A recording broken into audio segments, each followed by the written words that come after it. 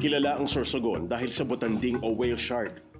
Dinarayo ito ng mga turista sa bayan ng Donsol.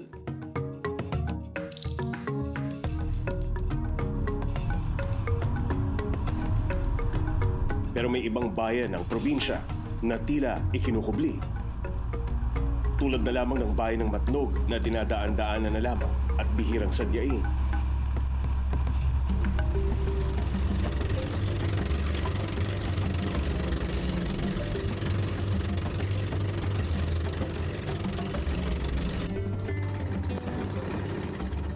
Sa Barangay Kalintaan, sa may Sitio Huwag, makikita ang malaparaisong kanlungan ng mga lamang dagat, ang Huwag Lagoon Sanctuary.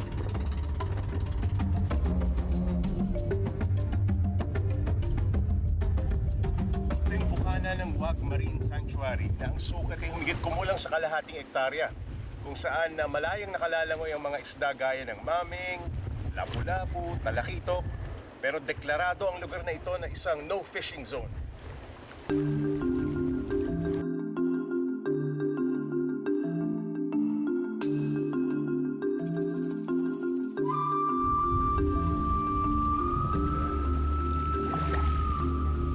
Good afternoon po.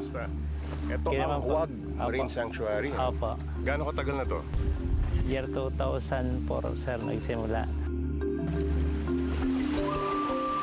Dagat din ang matagal nang bumubuhay sa pamilya ng 12 anyos na si Adolfo. Panganay sa 3 magkakapatid, nakatira ang pamilya ni Adolfo sa Sitio Huwag, Barangay Kalintaan, isa sa mga coastal barangays ng Matnog.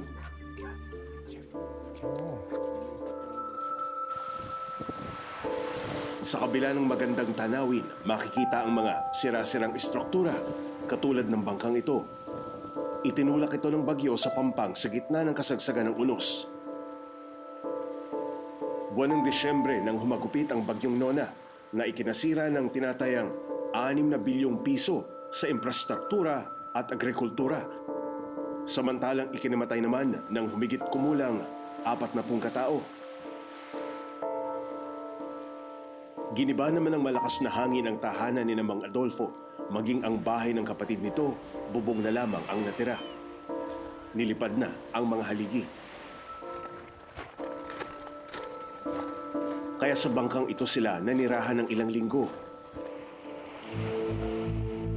Pero sa kabila ng unos, nananatili pa rin ang mayamang karagatan nito kung saan nakukuha ang mamahalin pero mailap na abalone o kung tawagin ng mga taga rito ay lapas.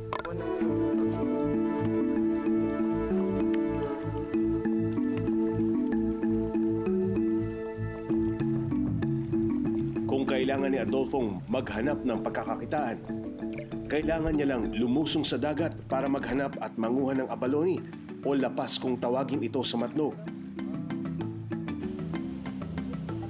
Ang lapas ay isang uri ng sea snail na maaring kainin at itinuturing itong espesyal na putahe para sa isang handaan o di kay pagdiriwang.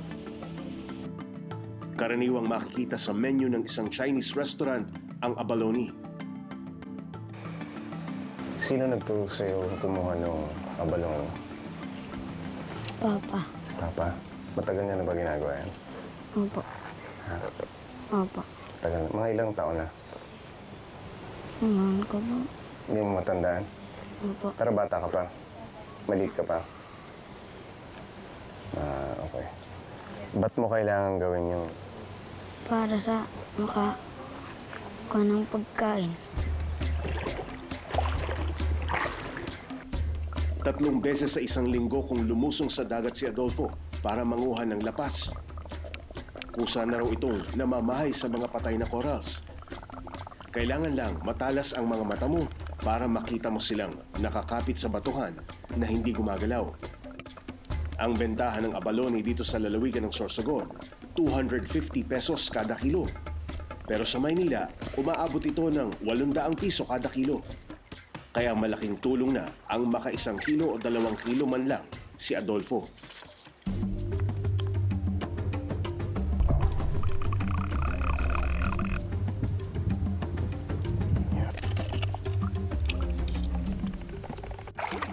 Ano, may nakita ka? Patingin. Ano ba itsura niya? Ito?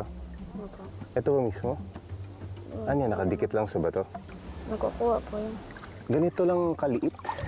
Yung malaki pa po yun. Pero karaniwang ganito. Tigas siya, no? Nagtakapit sa bato. Ito yung... Ito pala itsura ng abalone. Ayan o, makapit siya. Yun. Wow. Abalone. Ilang pirasong ganito ang kailangan mo para maka 1 kilo, 2 kilo? Mga 15 po. 15 ganito. Ang iba po malaki. Yung iba malaki. Pero ang hirap siya makita, no? Pag hindi ka sanay, no? So malalagay ito habang naghahanap. Sa pisngi. Nakakaisa pa lang kami ni Dolfo ng abalone. Mukhang aabutin kami ng siyam-siyam dito, ah.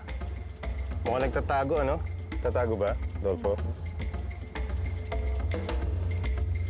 Hindi madaling maghanap ng mga lamang dagat na may mahigit 1 pulgada lang ang haba at kulay bato rin na nakakapit sa batuhan.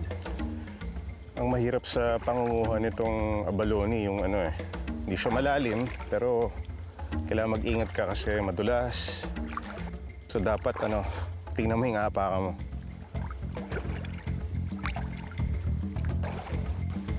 Ayun. Nasaan dyan? Ito. Ayun. 2, 2-0. Ang lakas ng ulan. Habang naghahanap pa kami ni Adolfo ng lapas, sinisilip ko ang laman ng aming fishnet. Mukhang malabo kaming maka 1 kilo ngayong araw na ito. Tumulong na sa amin ang ama ni Adolfo para makarami kami, pero wala na kaming makukuha. Pag ganito kaunti lang, anong ginagawa niyo? Binibenta niyo pa, hindi na? Binabalik namin. Hindi. Ay, babalik na lang sa bato. Bakit? Sayang. Kaunti lang naman. Hindi pang ulam. Kuhan lang. Pag ano, Talanganin naman ito. alanganin.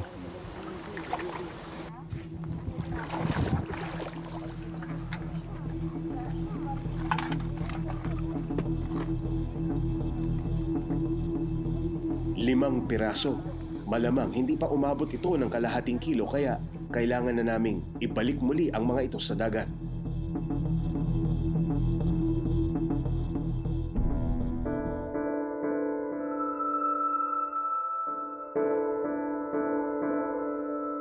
Hindi naman daw ganito kahirap ang pinagdaraanan ng pamilya ni Adolfo noong 1 taon. Nagkataon lang na may mas mabigat na dagok ang dumating sa kanilang buhay. Nito lamang buwan ng Enero, pagpasok ng bagong taon. Mayroon pa palang isang mas kalunos-lunos na pangyayari. Ang kinaharap ng mag-anak.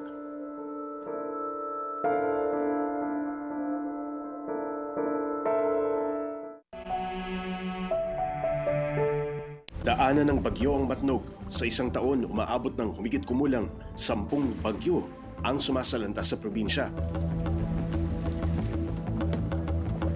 Isa rin itong third-class municipality at wala pang 40,000 ang naninirahan dito na umaasa sa kabuhayang hatid ng mga produktong agrikultura at pangingisda. Katulad ng pamilya ni na Adolfo, hikahos ang karamihan sa mga residente rito. Kabalinto na ang maituturing kung tutusin, napakasagana sa likas yaman ng bayan ng Matnog at buong lalawigan. Kaya naman sa di kalayuan ng Wag Marine Sanctuary, ang isa pang maipagmamalaki ng kalintaan, isa pang nakatutulong sa pagpaparami at pagbabantay sa mga abalone o lapas. Gaya ni Adolfo, nangunguho rin ng lapas si Charlito. Ang pagkakaiba lang, si Charlito ay namumuhunan para makapagparami ng sariling lapas. Matagal na ho ba kayong nagpapalaki ng mga abalone? Hindi pa. Bago pa lang? Kailan ho nagsimula? Siguro mga pa lang to, 7 taon. 7 taon pa lang. Sino hong nagturo sa inyo?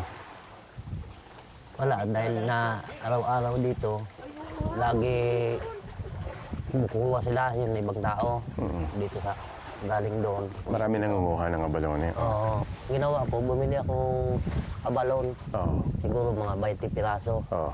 Kinuhaan ko yung pula, yung bato, yung patay na. Oo. Lalagyan ko. Oo. Yan, para may tirahan sila. Oo.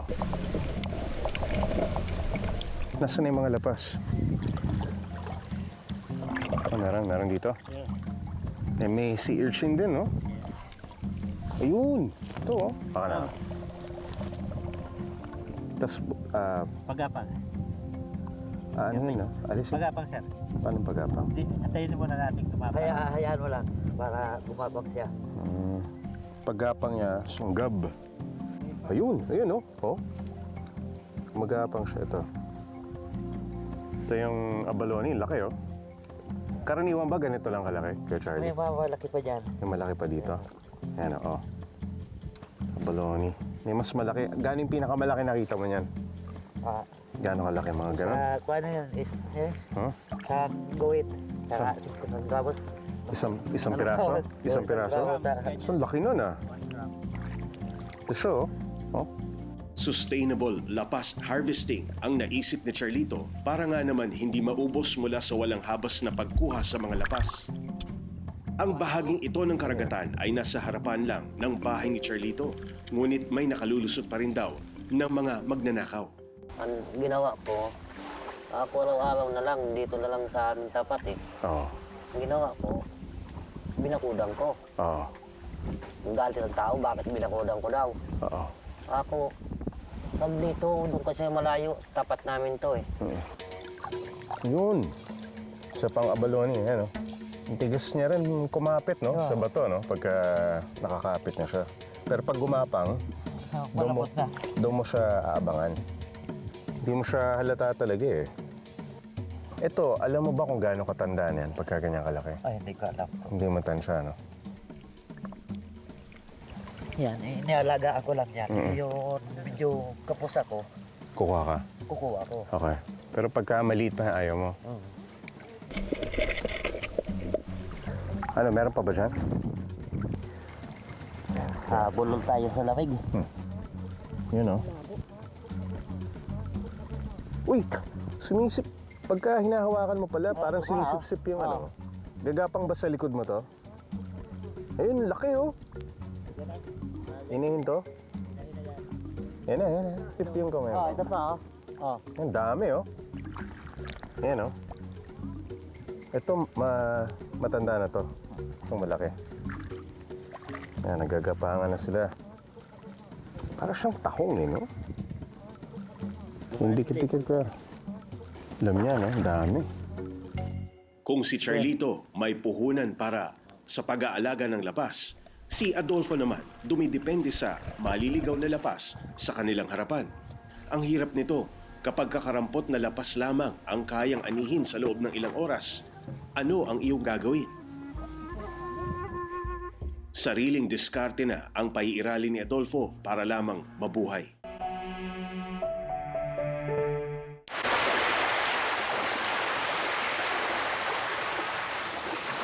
Abot-tanaw na kagandahan ng mga isla nasa bisig lamang ng mayaman nitong karagatan.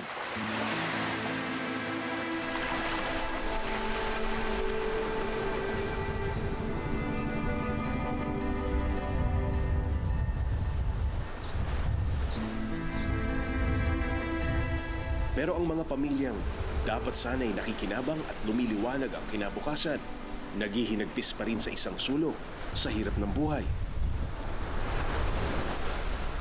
Sa biyaya ng dagat umaasa sina Adolfo at marami pang pamilya sa Matnog.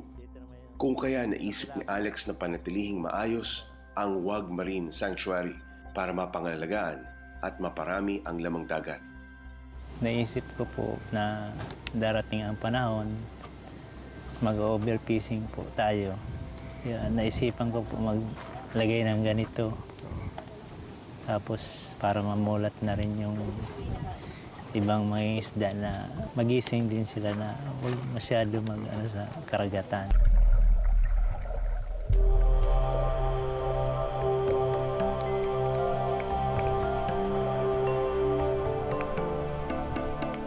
Akala mo'y isang higanting outdoor aquarium sa dami ng isdang narito sa sanctuary na umaabot sa mahigit 1,000 klase ng isda na nanganganib na maglaho.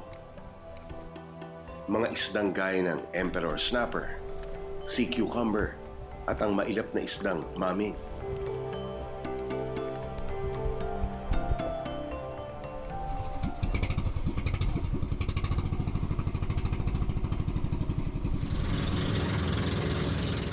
Maulan nang magtungo kami ni Alex sa Tikling Island. Isa lamang ito sa mga island beaches na may malapulbos na puting buhangin. Sa kabila ng sungit ng panahon, sinong hindi mapapangiti sa malaparaisong alindog ng Tikling Island ng Barangay Kalintaan. Isang tanawing nagpapahiwatig na higit pa sa kopra at lapas, mayroon pang ibang mga biyayang may aalay ang baybayin ng Matnog.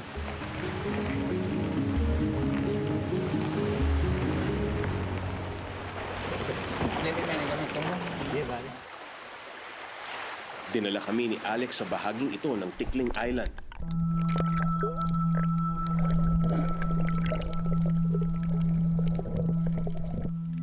Dahil bukod sa kanyang mga inaalagaang exotic fish, isa rin sa kanyang ipinagmamalaki ang 2 yamang dagat na namumutiktik dito sa isla.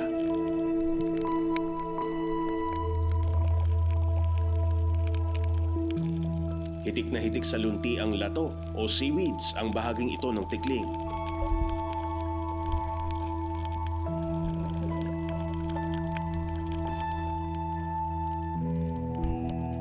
Perpekto kasi ang daloy ng tubig dito para sa magandang pagtubo ng mga lato.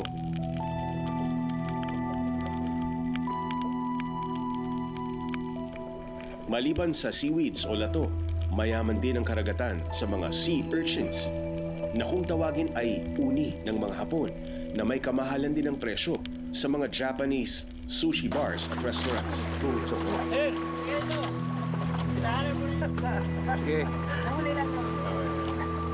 Matapos ipakita ni Alex ang ganda ng mga piyaya ng dagat, panahon na para naman tikman namin ang mga ito.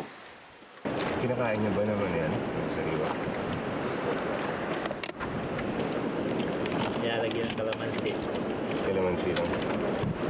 Bawal manguhan nito o pwede? Hindi po. Kasi marami siya. Buhay ito. Yan. Paano ba kinakain? Sige.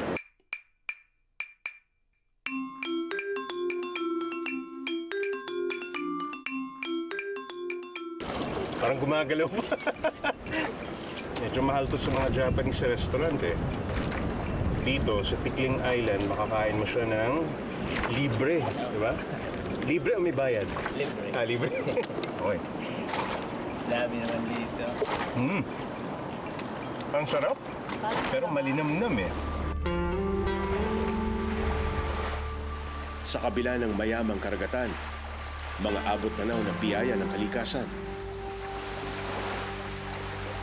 Maitatanong mo tuloy sa iyong sarili, bakit ang pamilya ni Adolfo parang lapas na nakadikit pa rin sa bato ng kahirapan? Ba't mo kailangan gawin yung panguha ng abalon?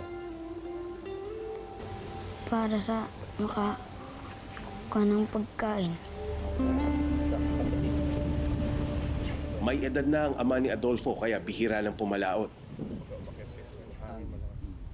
Hindi rin sapat ang kinikita nito sa pa-extra-extra lamang sa pagtatrabaho sa kanilang kapitbahay.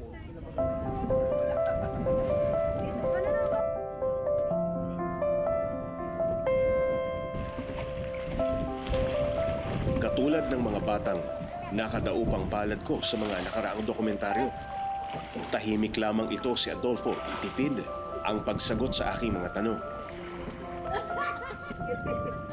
Nararamdaman mo ba yung responsibilidad na ikaw yung mag-aalaga? Tutulong sa mga gawain sa bahay? Opo. Ha? Opo. Nalulungkot ka pa rin? Ha? Minsan. Alala mo si nanay?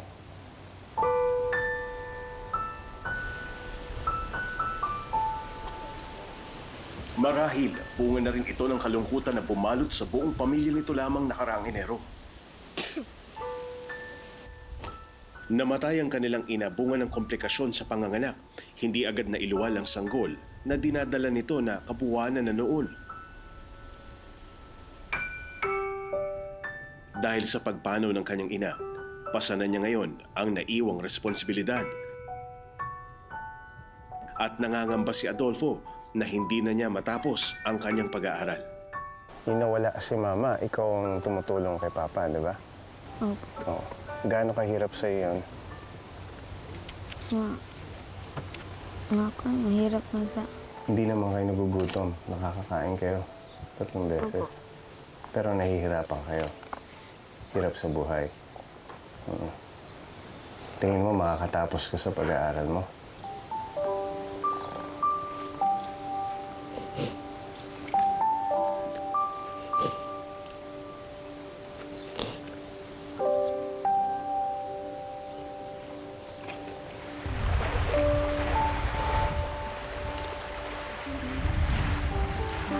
Ang tanging pag-asa ni Adolfo para makaahon sa kahirapan ay ang makapagtapos sa kanyang pag-aaral. Pero ngayong araw na ito, kinailangan na naman niyang mag-absent sa eskwela dahil kailangan pa niyang magbanat ng buto at kumita ng kaunti para may makain ang kanyang pamilya. Ang responsibilidad na ito na hindi niya matakasan ang unti-unting humihila sa kanya paibaba.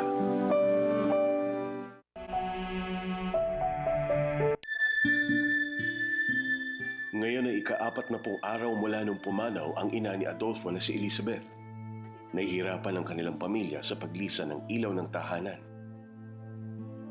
Pero ang pagkalap ng pambili ng bigas at ulam, hindi pwedeng ihinto. So kayo na lang kung nagpapalaki sa mga bata ngayon. No, ako na lang. Tapos katuwang mo to sa pagkita ng pera. Ngayon ho, nakakapangisda ba kayo? Ako na kayo, matanda na. Hindi na. Kaya ang pagluluksa ay isinasantabi muna ni Adolfo at kailangan pa niyang magbanat ng buto. Kapag walang kita sa lapas, pag-iigib ng tubig ang pangunahing pinagkakakitaan ni Adolfo.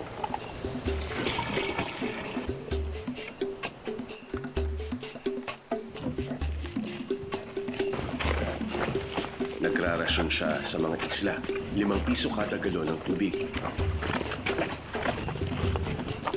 Isa si Grace sa suki ni Adolfo sa pagrarasyon ng tubig.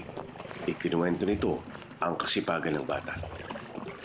Pag kailangan po namin sir ng tubig, siya po yung tinatawag namin. Minsan naman, pag may huli kaming dilis, alam na niya yun kasi kita naman sir dito pag dumadaan. Pupunta na po siya doon sa amin. Madaling araw pa lang yan sir. Tapos tutulong na siya. Pag bibilad kami noon ng dilis, tutulong na siya.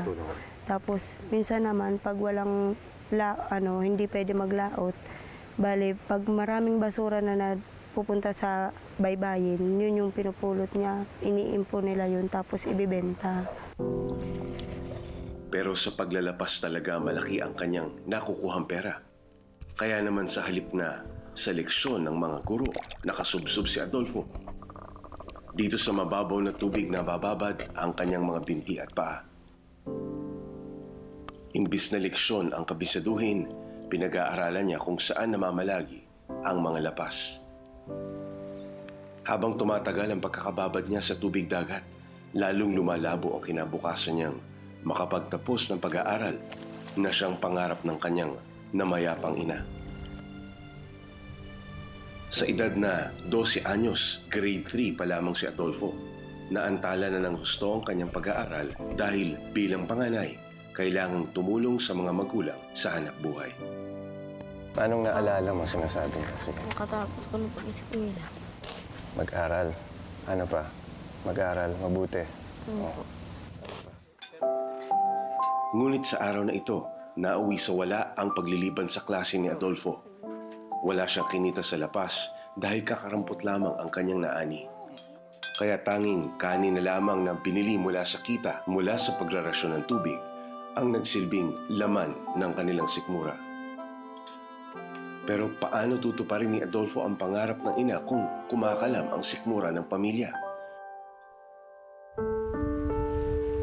Mula sa mga sinaunang Aita, Tabangon at Simaron ang nagbansag sa lugar na ito bilang Matnog o Matunog. Mas matunog bilang isang bayan na kilalang daungan patungo sa Kabisayaan, ang Matnog. Karaniwan, nagsisilbing jump-off point ng mga manlalakbay pero hindi destinasyon. Taglay nito ang malaking potensyal para sa turismo. Pero makinabang naman kaya ang mga mas nangangailangan ng tulong na matagal nang umaasa. Lalo na ngayong matumal ang hanap buhay at patuloy ang kahirapan bunga ng mga nagdaang kalamidad. Hindi kayang pagtakpan ng sigla ng turismo ang mga nagugutom na residente ng Barangay Kalintaan dahil siguradong mas matunog ang mga daing ng mga nagugutom na sikmura kaysa sa bulong ng hangin ng progreso. Magandang gabi po sa inyong lahat. Ako po si Jay Taluk at ito ang Eyewitness.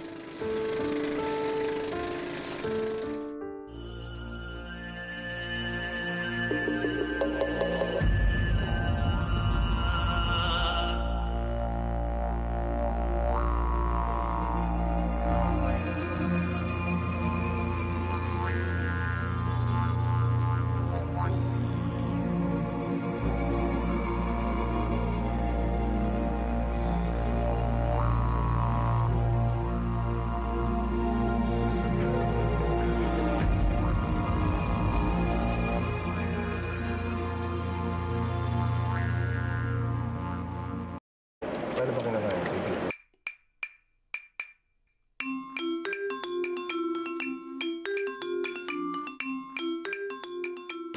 Parang gumagalaw pa. Medyo mahal to sa mga Japanese restaurant eh. Dito sa Tikling Island, makakain mo siya ng libre, di ba? Libre o may bayad? Libre. Ah, libre. Okay. Dami naman dito. Ang sarap. Pero malinamnam eh. Sa kabila ng mayamang karagatan, mga abot tanaw na biyaya ng kalikasan. Maitatanong mo tuloy sa iyong sarili, bakit ang pamilya ni Adolfo parang lapas na nakadikit pa rin sa bato ng kahirapan? Ba't mo kailangan gawin yung panguha ng abalon? Para sa makakuha ng pagkain. May edad na ang ama ni Adolfo kaya bihira ng pumalaot. Hindi rin sapat ang kinikita nito sa pa-extra-extra lamang sa pagtatrabaho sa kanilang kapitbahay.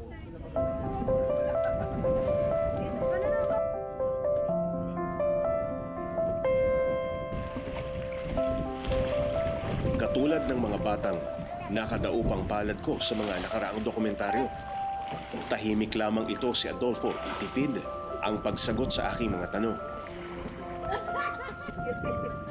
Nararamdaman mo ba yung responsibilidad na ikaw yung mag-aalaga?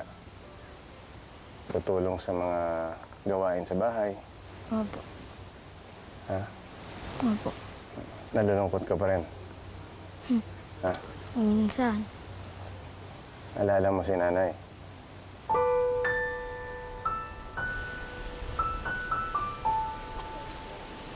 Marahil, bunga na rin ito ng kalungkutan na bumalot sa buong pamilya nito lamang nakaraang Enero. Namatay ang kanilang ina bunga ng komplikasyon sa panganganak. Hindi agad na iluwal ang sanggol na dinadala nito na kabuwanan na noon. Dahil sa pagpanaw ng kanyang ina, pasanan niya ngayon ang naiwang responsibilidad. At nangangamba si Adolfo na hindi na niya matapos ang kanyang pag-aaral. Yung nawala si Mama, ikaw ang tumutulong kay Papa, di ba? Opo. Oo. Gaano kahirap sa'yo yun? Mahirap na sa... Hindi naman kayo nagugutom. Nakakakain kayo 3 beses. Opo. Pero nahihirapan kayo. Hirap sa buhay. Tingin mo makakatapos ka sa pag-aaral mo?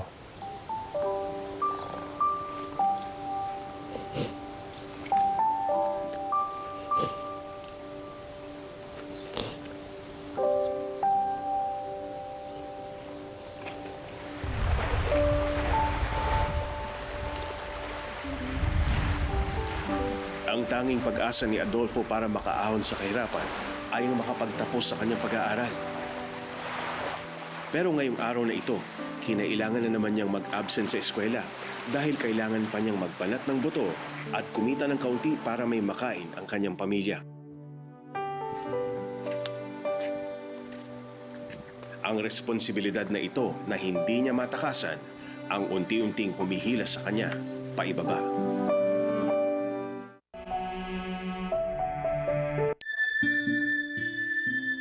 Ngayon ay ika-40 araw mula nung pumanaw ang ina ni Adolfo na si Elizabeth. Nahihirapan ang kanilang pamilya sa paglisan ng ilaw ng tahanan. Pero ang pagkalap ng pambili ng bigas at ulam, hindi pwedeng ihinto. So kayo na lang kung nagpapalaki sa mga bata nga. No, ako na lang. Tapos katuwang mo to sa pagkita ng pera. Ngayon ho, nakakapangisda ba kayo? Ako na kahit matanda. Nihin sa loob ng ilang oras, ano ang iyong gagawin? Sariling diskarte na ang paiirali ni Adolfo para lamang mabuhay.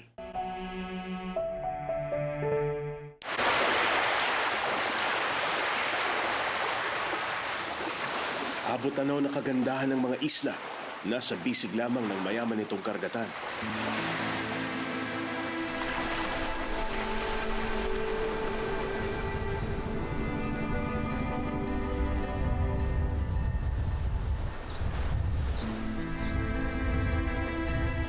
Pero ang mga pamilyang dapat sana'y nakikinabang at lumiliwanag ang kinabukasan, naghihinagpis pa rin sa isang sulok sa hirap ng buhay. Sa biyaya ng dagat umaasa sina Adolfo at marami pang pamilya sa Matnog. Kung kaya naisip ni Alex na panatilihing maayos ang Wag Marine Sanctuary para mapangalagaan at maparami ang lamang dagat. Naisip ko po na darating ang panahon, mag-overfishing po tayo. Kaya naisipan ko po maglagay ng ganito. Tapos para mamulat na rin yung ibang mga isda na magising din sila na huwag masyado sa karagatan.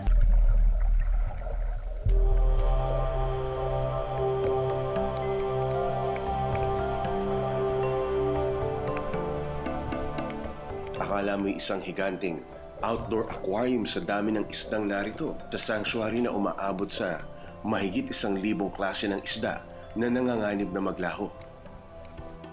Mga isdang gaya ng emperor snapper, sea cucumber, at ang mailap na isdang maming.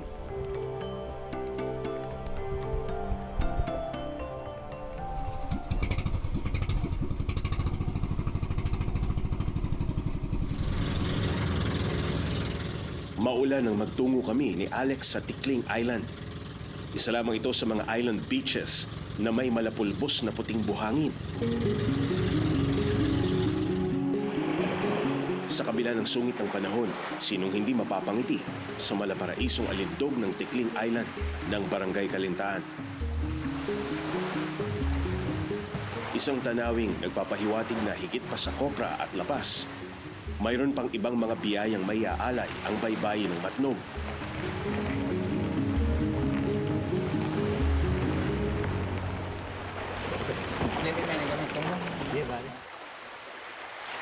Dinala kami ni Alex sa bahaging ito ng Tikling Island.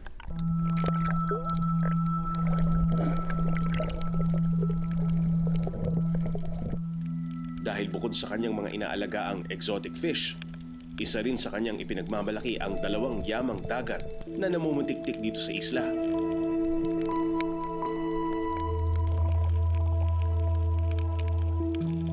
Hitik na hitik sa lunti ang lato o seaweeds ang bahaging ito ng Tikling.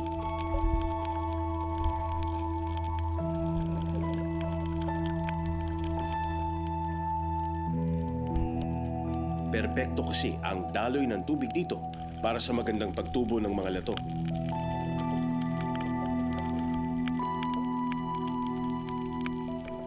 Maliban sa seaweeds o lato, mayaman din ang karagatan sa mga sea urchins na kung tawagin ay uni ng mga Hapon na may kamahalan din ng presyo sa mga Japanese sushi bars at restaurants.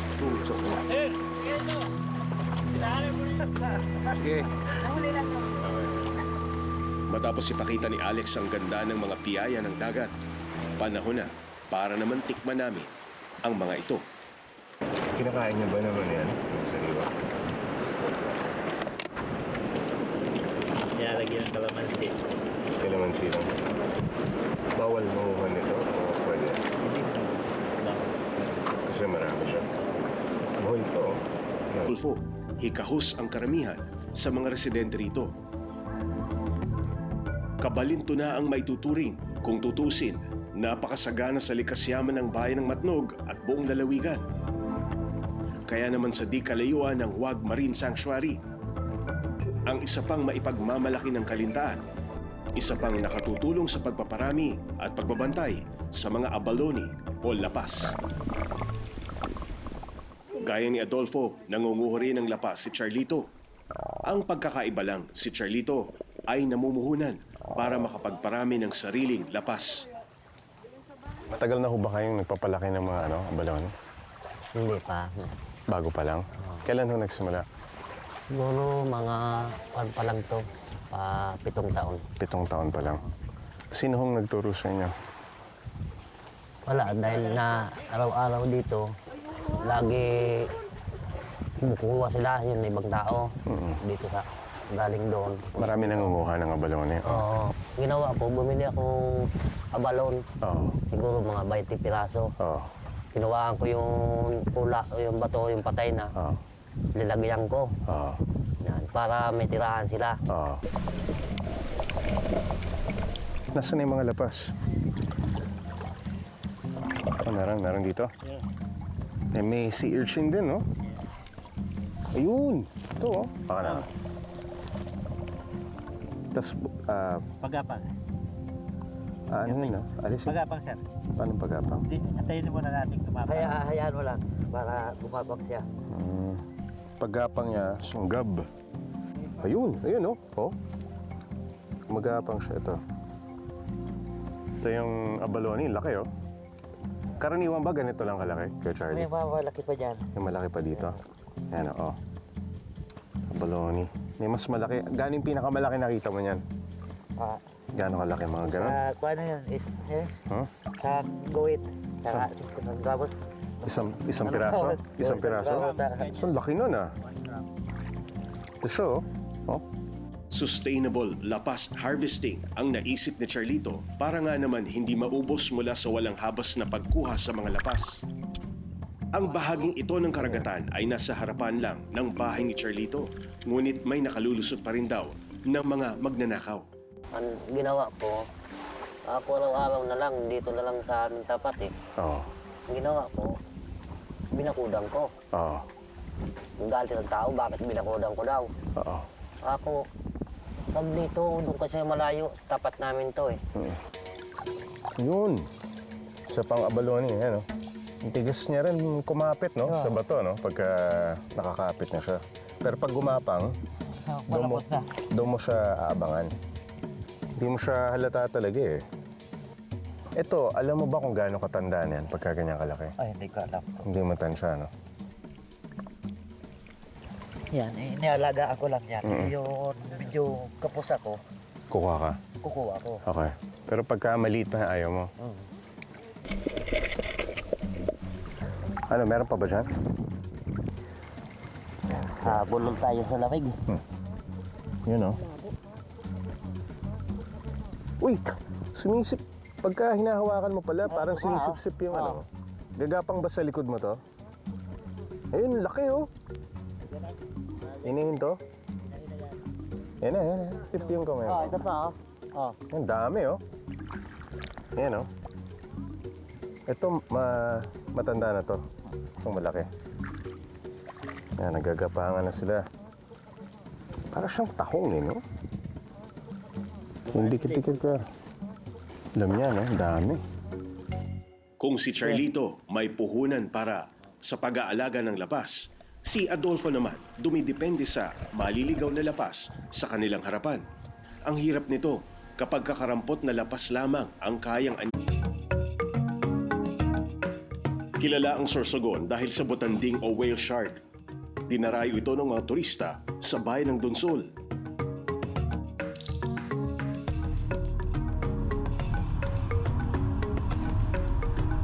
Pero may ibang bayan ng probinsya na tila ikinukubli. Tulad na lamang ng bayan ng Matnog na dinadaan-daanan na lamang at bihirang sadyain.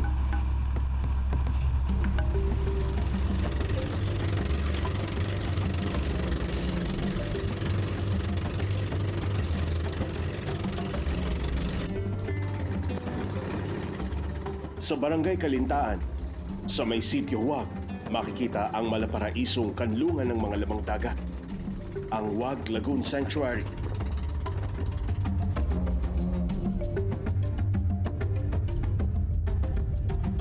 Bukana ng Huwag Marine Sanctuary na ang sukat ay humigit kumulang sa kalahating hektarya, kung saan na malayang nakalalangoy ang mga isda gaya ng maming, lapu-lapu, talakitok, pero deklarado ang lugar na ito na isang no-fishing zone.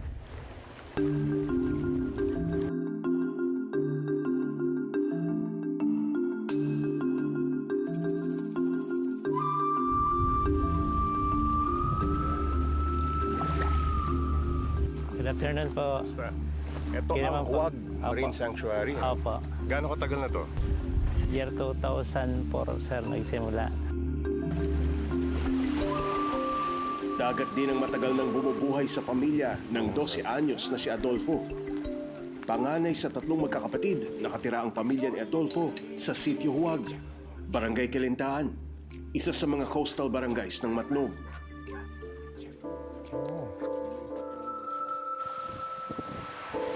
Sa kabila ng magandang tanawin, makikita ang mga sira-sirang istruktura katulad ng bangkang ito.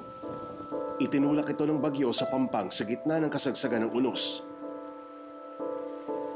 Buwan ng Disyembre nang humagupit ang bagyong Nona na ikinasira ng tinatayang 6 na bilyong piso sa infrastruktura at agrikultura. Samantalang ikinamatay naman ng humigit kumulang 40 katao.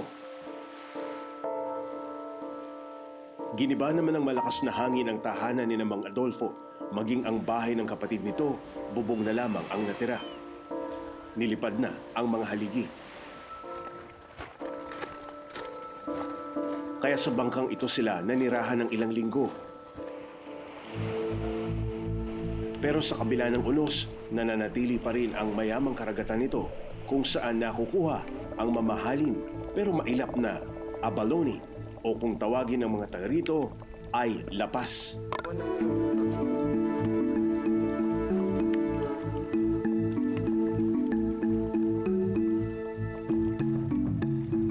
Kung kailangan ni Adolfong maghanap ng pagkakakitaan, kailangan niya lang lumusong sa dagat para maghanap at manguha ng abalone o lapas kung tawagin ito sa Matnog. Ang lapas ay isang uri ng sea snail na maaring kainin at itinuturing itong espesyal na putahe para sa isang handaan o di kay pagdiriwang. Karaniwang makikita sa menu ng isang Chinese restaurant ang abalone. Sino nagturo sa'yo kumuha ng abalone? Papa. Si Papa. Matagal niya na ba ginagawa yan? Opo. Ha? Opo. Tagal. Mga ilang taon na? Ngayon ko po. Hindi mo matandaan? Opo. Pero bata ka pa? Maliit ka pa? Okay. Ba't mo kailangan gawin yung... Para sa makakuha ng pagkain. 3 beses sa isang linggo kung lumusong sa dagat si Adolfo para manguha ng lapas. Kusa na raw itong namamahay sa mga patay na corals. Kailangan lang matalas ang mga mata mo para makita mo silang nakakapit sa batuhan na hindi gumagalaw. Ang bentahan ng abalone dito sa lalawigan ng Sorsogon, 250 pesos kada kilo. Pero sa Maynila, umaabot ito ng 800 piso kada kilo. Kaya malaking tulong na ang maka1 kilo o 2 kilo man lang si Adolfo.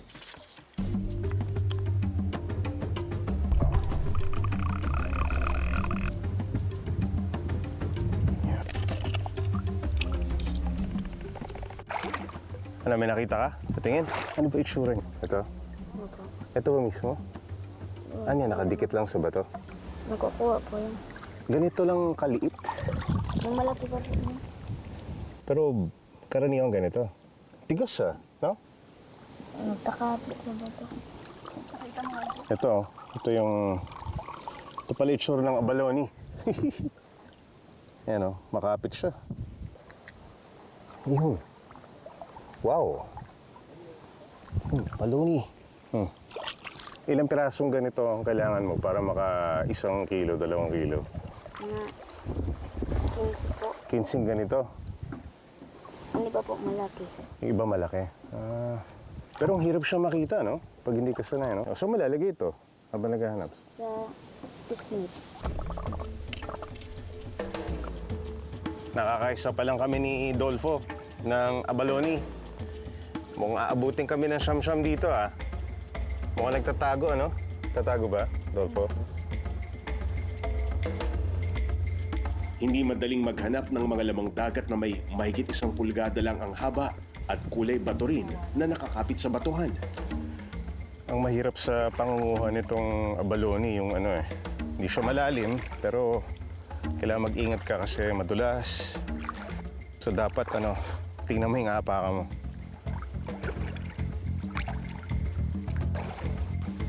Yun. Nasaan dyan? Ito. Yun. 2, 2-0. Ang lakas ng ulan. Habang naghahanap pa kami ni Adolfo ng lapas, sinisilip ko ang laman ng aming fishnet.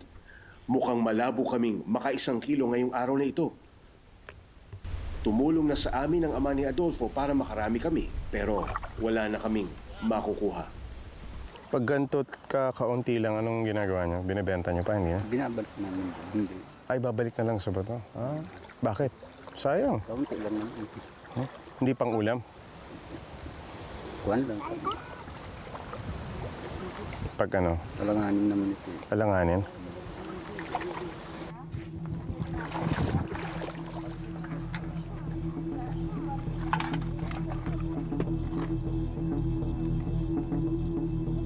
Limang piraso. Malamang hindi pa umabot ito ng kalahating kilo kaya kailangan na naming ibalik muli ang mga ito sa dagat.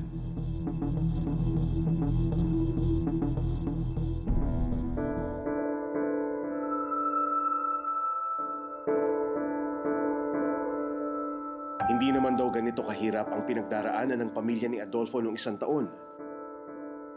Nagkataon lang na may mas mabigat na dagok ang dumating sa kanilang buhay. Nito lamang buwan ng Enero, pagpasok ng bagong taon. Mayroon pa palang isang mas kalunos-lunos na pangyayari. Ang kinaharap ng mag-anak.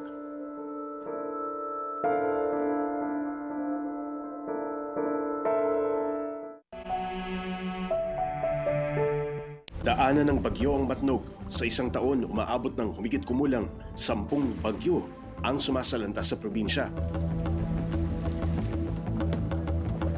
Isa rin itong third-class municipality at wala pang 40,000 ang naninirahan dito na umaasa sa kabuhayang hatid ng mga produktong agrikultura at pangingisda. Katulad ng pamilya ni Adolfo,